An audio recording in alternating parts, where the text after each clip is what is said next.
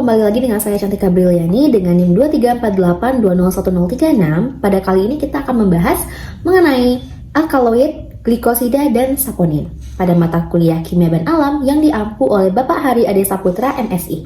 Senyawa bahan alam merupakan sumber utama senyawa aktif yang banyak dimanfaatkan dalam bidang farmasi.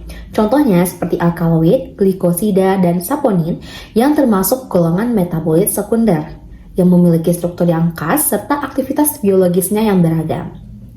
Nah, pemahaman kita mengenai sifat, klasifikasi, biosintesis itu sangat penting sebagai dasar pengembangan dan pemanfaatan obat berbasis bahan alam.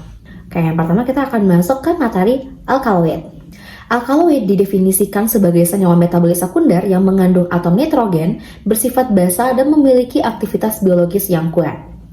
Alkaloid banyak ditemukan pada tumbuhan dan berperan sebagai senyawa pertahanan, serta dimanfaatkan secara luas sebagai bahan obat. Nah, penamaan alkaloid pada umumnya tidak mengikuti tata nama IUPAC, melainkan didasarkan pada nama tumbuhan sumber, struktur kimia, ataupun aktivitas farmakologinya. Nah, sebagian besar senyawa alkaloid ini diakhiri dengan in atau ine dalam penulisannya. Contohnya seperti morfin dan juga atropin. Alkaloid ini bersifat basa lemah, rasa yang pahit, sukar larut air, mudah larut dalam pelarut organik, dan juga garam alkaloid larut di dalam air. Alkaloid tidak memiliki satu rumus molekul umum yang seragam. Secara umum, alkaloid tersusun atas atom karbon, nitrogen, dan hidrogen, serta pada beberapa senyawa itu mengandung oksigen. Nah, ciri utama alkaloid terletak pada keberadaan atom nitrogen yang bersifat basa, bukan pada kesamaan rumus molekulnya. Pengklasifikasian alkaloid terbagi dua. Yang pertama itu berdasarkan struktur kimia, yang kedua berdasarkan asal biosintesis. Oke, untuk yang pertama berdasarkan struktur kimia itu terbagi beberapa. Yang pertama alkaloid pyridin dan piperidin, alkaloid tropan, alkaloid quinolin, isoquinolin, dan juga alkaloid purin. Nah, berdasarkan asal biosintesisnya terbagi atas alkaloid sejati, alkaloid, protoalkaloid, dan juga pseudoalkaloid. Beberapa contoh senyawa alkaloid seperti morfin, efektivitasnya adalah sebagai analgesik. Yang kedua ada kafein sebagai stimulan sistem saraf pusat, atropin sebagai antikolinergik, quinina sebagai anti malaria, ficristin sebagai anti kanker. Biosintesis alkaloid umumnya berasal dari asam amino seperti ornitin, lisin, fenilalanin, dan triptofan. Asam amino tersebut mengalami reaksi dekarboksilasi, metilasi, dan siklisasi sehingga menghasilkan kerangka nitrogen khas alkaloid. Jalur biosintesis ini menjelaskan sifat basa yang dimiliki alkaloid. Selanjutnya, reaksi-reaksi yang digunakan untuk pengidentifikasian senyawa alkaloid bisa digunakan per reaksi spesifik seperti reagen Dragendorf, di mana hasil positifnya akan berendapan jingga. Yang kedua reagen Mayer, hasil positifnya endapan putih, reagen Wagner, endapan coklat. Nah, prinsipnya adalah yaitu pembentukan garam alkaloid. Selanjutnya adalah isolasi alkaloid. Yang pertama bisa dilakukan dengan ekstraksi menggunakan pelarut organik. Selanjutnya dilakukan pengasaman di mana alkaloid sebagai garam. Selanjutnya pembasahan, yaitu alkaloid bebas. Selanjutnya pemurnian, bisa dilakukan dengan kristalisasi ataupun kromatografi. Untuk menganalisis struktur alkaloid, bisa digunakan metode spektroskopi seperti IR untuk mengidentifikasi gugus fungsi, NMR untuk penentuan kerangka struktur, dan juga spektrometri massa untuk mengetahui berat molekul. Oke, selanjutnya kita akan lanjut ke glikosida. Glikosida didefinisikan sebagai senyawa organik yang tersusun atas bagian gula, glikon, dan bagian non-gula aglikon yang dihubungkan oleh ikatan glikosidik. Glikosida ini umumnya terdapat pada tumbuhan dan akan terhidrolisis menghasilkan glikon dan aglikon. Penamaan glikosida biasanya didasarkan pada jenis aglikon, jenis gula, atau aktivitas farmakologinya. Contohnya adalah digoxin yang termasuk glikosida jantung dan sinosida yang digunakan sebagai laksatif. Untuk sifat glikosida itu tersendiri adalah umumnya larut di dalam air, stabil pada pH yang netral, dan juga mudah terhidrolisis oleh asam ataupun enzim. Glikosida tidak memiliki satu rumus molekul tunggal. Secara struktur, glikosida terdiri atas bagian gula yang terikat pada aglikon melalui ikatan glikosidik. Oleh karena itu, rumus glikosida bersifat struktural, bukan formula yang sederhana. Oke, untuk pengklasifikasian glikosida itu terbagi 4. Yang pertama adalah glikosida jantung, glikosida anthraquinone, glikosida flavonoid, dan terakhir adalah glikosida cyanogenik.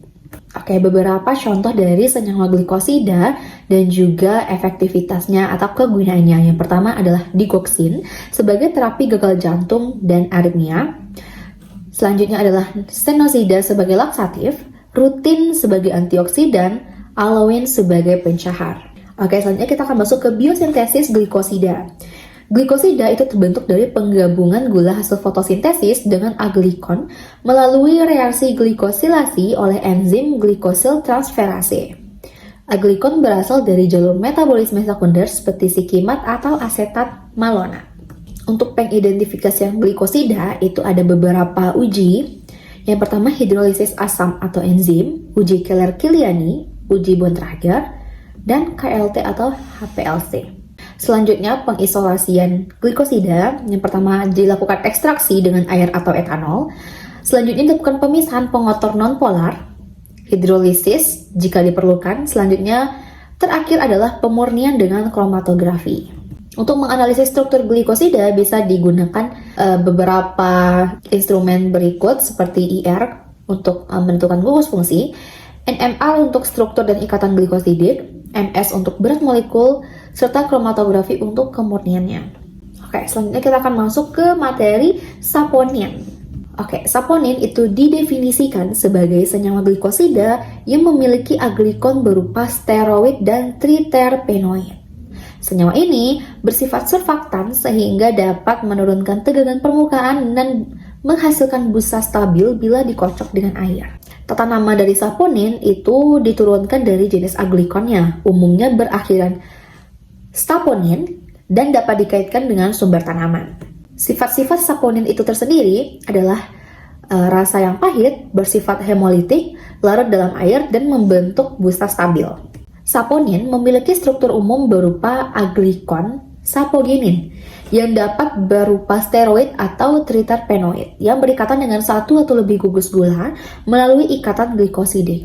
Nah, bagian sapogenin bersifat nonpolar, sedangkan bagian gula bersifat polar, sehingga saponin bersifat amfipatik. Nah, pengklasifikasian dari saponin itu ada dua, saponin steroid dan triterpenoid. Berikut adalah beberapa contoh dari senyawa saponin dan juga kegunaannya. Yang pertama ada dioskin sebagai antiinflamasi dan anti kanker, digitonin sebagai agen hemolitik dan reagen laboratorium, glisirizin sebagai ekspektoran dan antiinflamasi, esin adalah sebagai antiinflamasi dan pelindung pembuluh darah. Selanjutnya kita akan masuk ke biosintesis saponin. Biosintesis saponin berlangsung melalui jalur mevalonat yang menghasilkan triterpenoid atau steroid sebagai aglikon. Aglikon kemudian mengalami proses glikosilasi sehingga terbentuk saponin. Untuk pengidentifikasian saponin itu bisa dilakukan 3 uji. Uji Buih untuk pembentukan busa stabil karena sifat surfaktansi saponin tadi.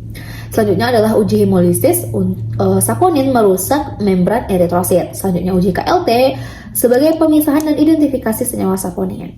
Untuk pengisolasian saponin, yang pertama bisa dilakukan ekstraksi dengan air atau etanol panas, penghilangan senyawa nonpolar, pemakatan ekstrak, serta pemurnian dengan kromatografi.